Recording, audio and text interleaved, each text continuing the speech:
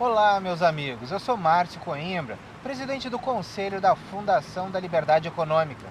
E a gente continua caminhando pelo nosso país, descobrindo ideias e ações de pessoas que encontraram no empreendedorismo o caminho para se desenvolver, para sair da crise e para achar o seu rumo profissional.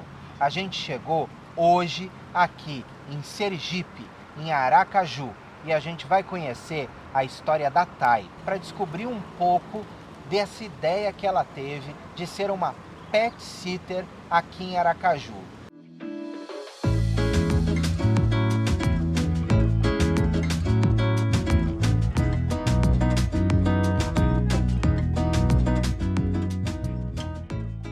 Me conta como é que foi, como é que era o seu trabalho antes de você ser uma empreendedora e o que levou você ao empreendedorismo? Eu sempre trabalhei na área administrativa e eu nunca realmente me senti realizada porque eu queria mais liberdade de horário, eu queria uma renda maior. E aí, só que eu nunca tive uma ideia que realmente eu pudesse sair do meu emprego, que é uma coisa fixa, para poder ir empreender. Então, em 2019, eu vi num grupo uma pessoa que jogou e disse bem assim, eu vou viajar e eu tenho 2 cadelas idosas que precisam ficar em casa, eu não tenho como levar elas para hotelzinho, para hospedagem, e eu precisava de alguém que fosse cuidar dessas minhas cadelas em casa. E eu me propus a cuidar, sem cobrar nada. E aí depois que eu terminei o período da viagem dela, eu pensei, se ela precisa, mais pessoas estão precisando do mesmo serviço. E foi aí que eu comecei a estudar o que eu poderia fazer para poder levar esse tipo de serviço personalizado para outras pessoas. E aí foi aí que eu ainda estava trabalhando no escritório de advocacia e eu vou começar como um extra aqui. E aí aos finais de semana eu comecei a me divulgar, ela me indicou para outras pessoas e foi como um extra. Só que esse extra eu não consegui conciliar com o meu trabalho, porque foi aparecendo mais pessoas. Tá, e aí veio a pandemia.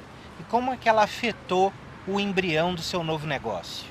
Então, na pandemia, eu fui desligada desse escritório de advocacia, só que ao mesmo tempo as pessoas não viajaram, todo mundo estava em casa. E aí eu tive que dar uma pausa, mas aquilo estava sempre me incomodando para eu dizer, não, vai passar a pandemia, as pessoas vão voltar a viajar e isso vai bombar. Então, quando começou a liberar as viagens, começou a procura. E as pessoas tinham mais pets. Na pandemia também, como as pessoas estavam muito em casa, então teve o aumento do número de adoções de animais, porque as pessoas queriam uma companhia, não podiam se reunir com familiares, então queriam um bichinho que servisse para confortar o emocional, já que estava todo mundo assim naquela coisa incerta. E aí teve um boom de número de animais nas residências do Brasil. E eu esperei então já que teve tanta adoção, quando parar, que vai acabar essa pandemia, as pessoas vão viajar. E quem vai cuidar desses animais? Quando começou a liberar as viagens, quando a pandemia começou a ter o seu fim... As pessoas começaram a viajar muito. Demais. E aí começou a procura. Nesse período, eu ainda ajudei numa clínica veterinária, sendo recepcionista, mas quando realmente as pessoas começaram a procurar, eu tive que largar, e aí foi que eu abri a minha empresa. Hoje eu sou MEI e eu vivo exclusivamente de pet sitter. O número de procura é os 30 dias do mês. Não tem, é óbvio que tem aqueles meses que tem os feriados, épocas festivas como Carnaval, Natal, Réveillon, São João, aqui no Nordeste, né, que a gente comemora bem. São os meses que eu tenho uma procura maior desse serviço, mas todos os meses do ano, ou tem alguém de férias, ou tem alguém em viagem de trabalho, ou realmente fazendo viagens, que depois que a pandemia acabou, as pessoas querem realmente aproveitar. Eu sinto que tem essa vontade de aproveitar muito a vida, mas também como tem esses seus animais, aí o meu serviço é um serviço essencial para esse público. E Thay, como é que é o seu serviço? no que ele consiste basicamente. Certo. E o que ele é diferente de tudo aquilo que a gente conhece. É. Porque uma coisa que a gente viu no seu caso foi a inovação, que é algo completamente Sim. diferente do que a gente vê no nosso dia a dia. Então, até no meu Instagram tem. Vai viajar, deixa o seu pet em casa. Esse é o diferencial, porque a gente vê muito hotelzinho, a gente vê muito hospedagem, ou até a procura de, eu vou deixar meu pet com o meu vizinho, com o meu parente. E aí as pessoas tiveram a consciência, e agora principalmente durante a pandemia, que o setor pet ele cresceu demais, as pessoas têm uma preocupação de tratar o pet como um filho. Então eles contratam essa babá, que sou eu, né, o pet sitter, para poder ficar com o animal e aí seguir a rotina do animal. Então eu estudo hoje comportamento animal, eu me dedico a realmente não só ir lá colocar comida, colocar água, mas entender que se o animal tiver com alguma dor, às vezes as pessoas precisam viajar, só que o animal está doente, está no período que está tomando medicação, então eu vou seguir o tratamento desse animal. Então tudo isso é importante. Inclusive eu percebo que hoje em dia o serviço de pet sitter ele está incluso no orçamento da viagem. Eu sempre falo que tem que fazer o checklist de viagem, que é hotel, passagens, passeios, mas também tem que incluir a pet sitter. Quem tem animais em casa, aí tem que incluir a pet sitter no orçamento dessa viagem, para deixar sempre o seu animal seguro.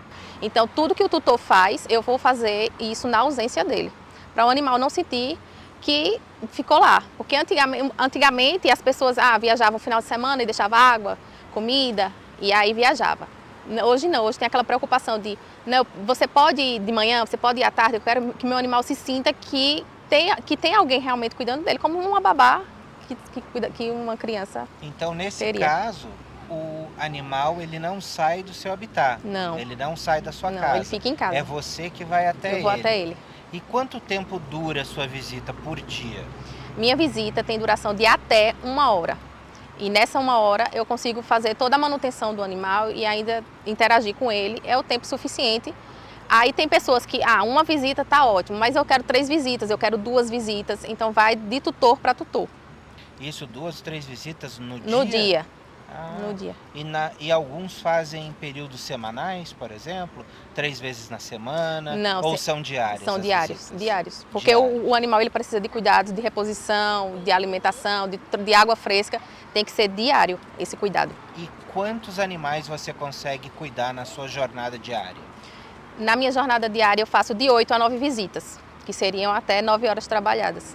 E me diz o seguinte, você já vê a oportunidade de contratar mais pessoas para trabalhar com você? Você não sente a necessidade de crescer a sua empresa agora? Como é que está isso no teu planejamento?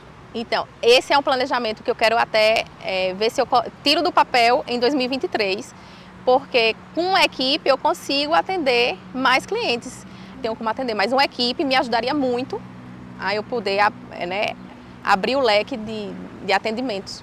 E conta pra gente, qual foi um caso de algo curioso que tenha acontecido quando você visitou algum desses pets durante a sua experiência agora como empreendedora?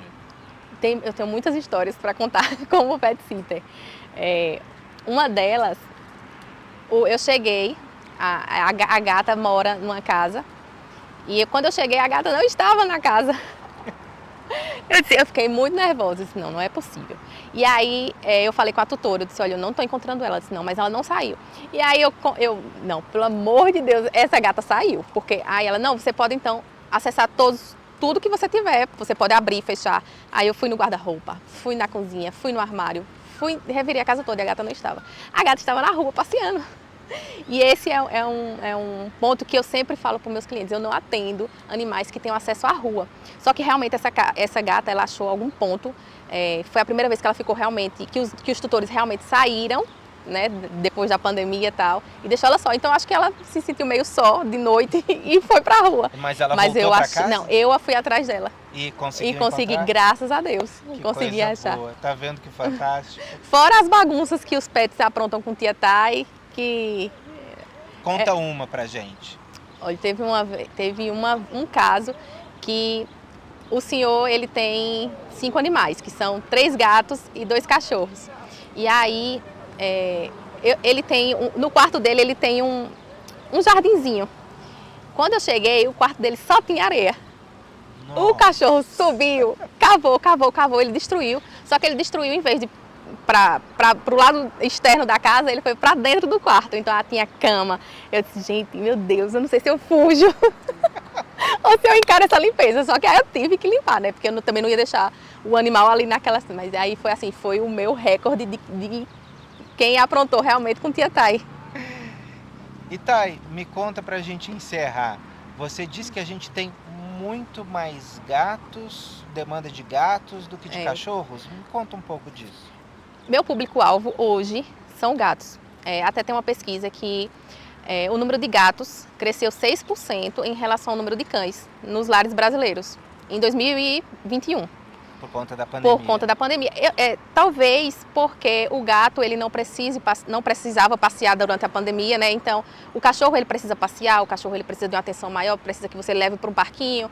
Então, as pessoas, como ficavam em casa, não, né? Teve aquele pânico de ninguém querer sair, ninguém querer ir para lugar nenhum. Então, gatos são animais que ficam em casa, eles não saem para passear, eles não têm essa necessidade que o cachorro tem. Então, o número de gatos nas casas brasileiras cresceram demais e esse é o meu público-alvo.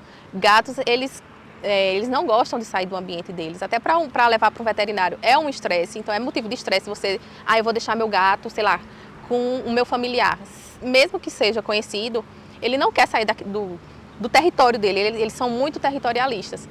E aí a necessidade que o meu serviço oferece de deixar o animal em casa e eu ir até ele e cuidar dele, na própria residência. Fantástico. Histórias fantásticas de um país empreendedor. Nós vimos aqui com a Thay, em Aracaju, em Sergipe, que o empreendedorismo não encontra limites. A gente vê que o talento do brasileiro e a sua vocação empreendedora é determinante para a gente criar uma economia sempre dinâmica que gere renda e empregos. A vocação empreendedora do brasileiro é aquilo que nós temos de mais importante. Portanto, se você tem também uma história de sucesso, venha contar pra gente. Seja em Aracaju, seja em Belo Horizonte, seja em Salvador, nós estamos rodando o nosso país em busca de histórias que façam diferença na vida dos brasileiros. A vocação empreendedora é a alma da nossa nação. Fique com a gente e acompanhe os nossos programas.